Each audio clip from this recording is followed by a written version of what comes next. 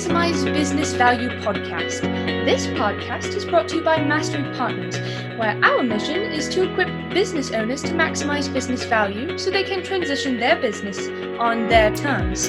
Our mission was born from the lessons we've learned from over 100 business transactions, which fuels our desire to share our experiences and wisdom so you can succeed. Now here's your host, CEO of Mastery Partners, Tom Bronson.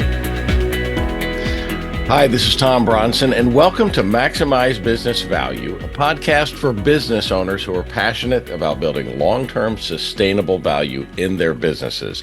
Speaking of passionate, I'm representing this morning with my beloved Appalachian State University, fresh off winning against a number 6 ranked team this weekend, who shall go nameless, but go Apps. So thrilled to have been witness to that game yesterday. Next week, we're kicking off a new series interviewing a number of authors who've written some fantastic books on exit planning. But before we start that series, I thought I'd set the mood with an excerpt from my new book, Maximize Business Value Playbook, which comes out later this year.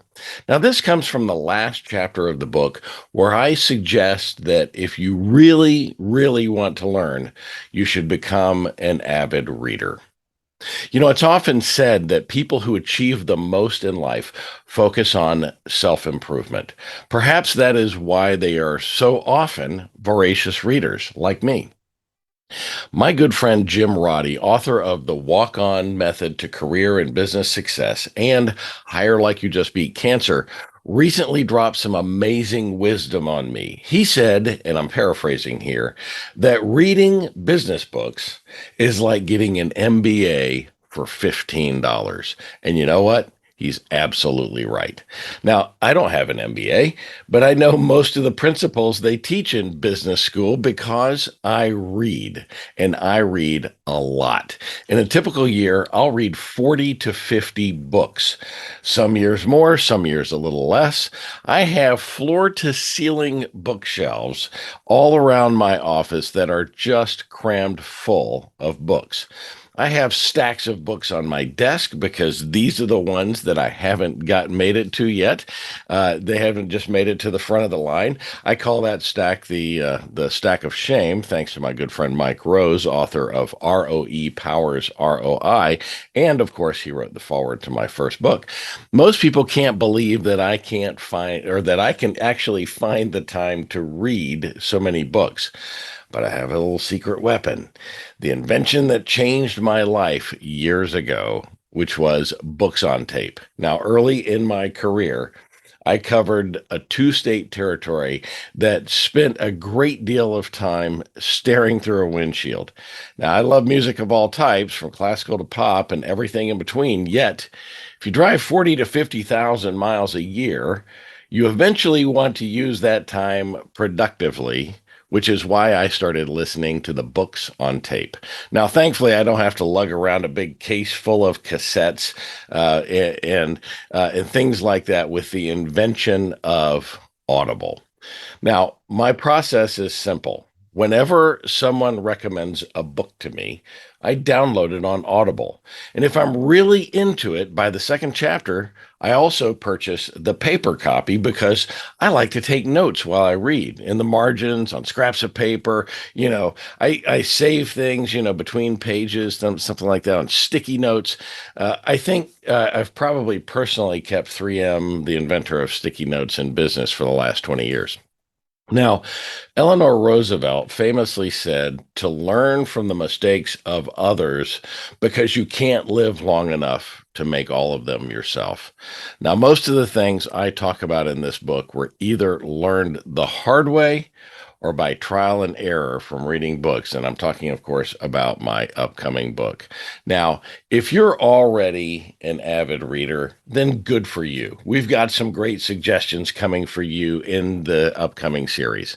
Now, if you're not an avid reader, but you'd like to become one, here's 2 suggestions that can help you get started. 1, make a commitment to read 1 business book a month. That's it, just 1 a month. You don't have to read 1 a week like I do. And get an Audible subscription to make it easier. Audible helps me consume books on the go while I'm driving, while I'm exercising, and it works. And I can listen to them over and over again, which I frequently do. And also, here's a list of some of my favorite business books, which we'll post on our blog this week. So we'll also add links so that you can add them to your library at your leisure. So here we go. For sales, if you're interested in learning about sales, then I'd recommend Gap Selling, getting the customer to yes, written by Keenan. Most people don't know his first name, so he actually identifies himself as Keenan. So I'll just leave it at that.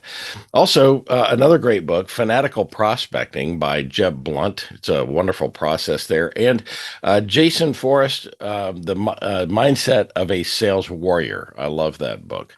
He's also been on our podcast in the past. If you're looking for self improvement or self awareness, then one of my favorites, Principles by Ray Dalio. Awesome book.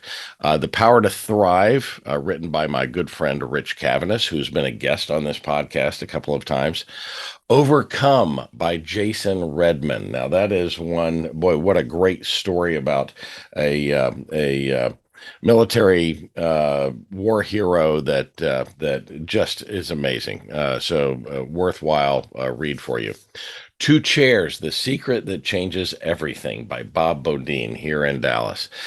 One of my absolute favorites, You Are a Badass. And the whole Badass series from Jen Sincero. Those are queued up on my Audible frequently. I listen to those frequently. And one that I haven't read for a few years, but I've added it back over here to the stack because I want to read it again, is Sean Akers' The Happiness Advantage, the 7 principles of positive psychology that fuel success and performance at work.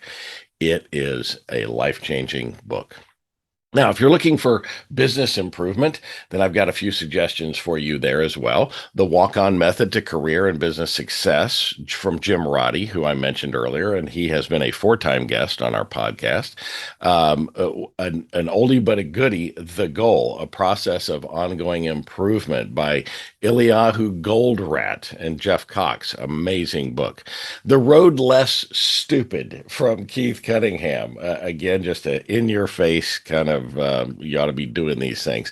The 10X Rule, The Only Difference Between Success and Failure by Grant Cardone.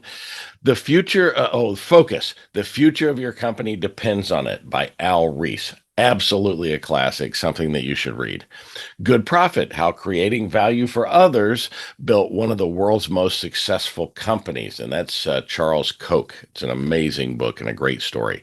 Good to Great, Why Some Companies Make the Leap and Others Don't by Jim Collins.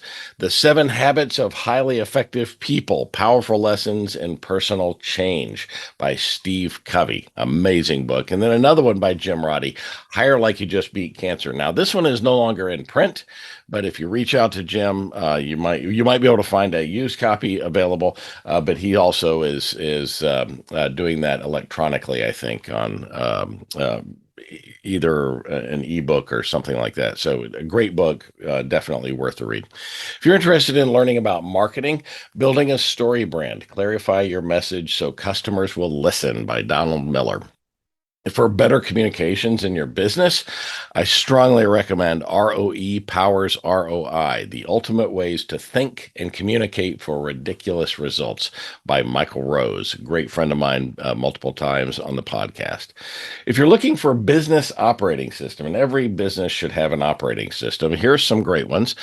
Traction, Get a Grip on Your Business by Gino Wickman, Scaling Up by Vern Harnish, Business Made Simple by Donald Miller, Profit First by Mike Michalowicz. Boy, that's a mouthful. And The E-Myth Revisited, Why Most Small Businesses Don't Work and What to Do About It by Michael Gerber. Every one of those are great classics. If you're looking to improve on leadership, then I suggest perhaps Radical Candor, Be a Kick-Ass Boss Without Losing Your Humanity by Kim Scott. How about Atomic Habits, an easy way to improve, an easy and proven way to build good habits and break bad ones by James Clear. And if you own a business that will eventually transition, and by the way, that describes every business on the planet. So if you own a business, you should get these books for sure. One of my favorites, The Seller's Journey by Denise Logan, goes through the psychology of selling a business or transitioning a business.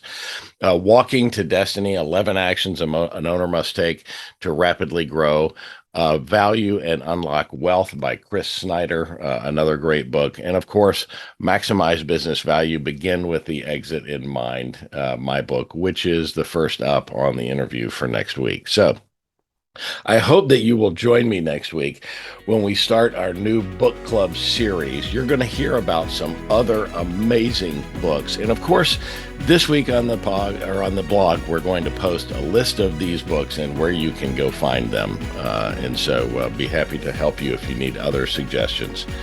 This is the Maximize Business Value podcast, where we give practical advice to business owners on how to build long-term sustainable value in your business. Be sure to tune in each week, especially for this next series coming up, and subscribe to our channel so you will never miss another episode. So until next time, I'm Tom Bronson, reminding you to become an avid reader and to commit to being a lifelong learner while you maximize business value. Thank you for tuning in to the Maximize Business Value podcast with Tom Bronson. This podcast is brought to you by Mastery Partners, where our mission is to equip business owners to maximize business value so they can transition on their terms. Learn more on how to build long-term sustainable business value and get free value-building tools by visiting our website, www.masterypartners.com. That's master with a Y, masterypartners.com. Check it out.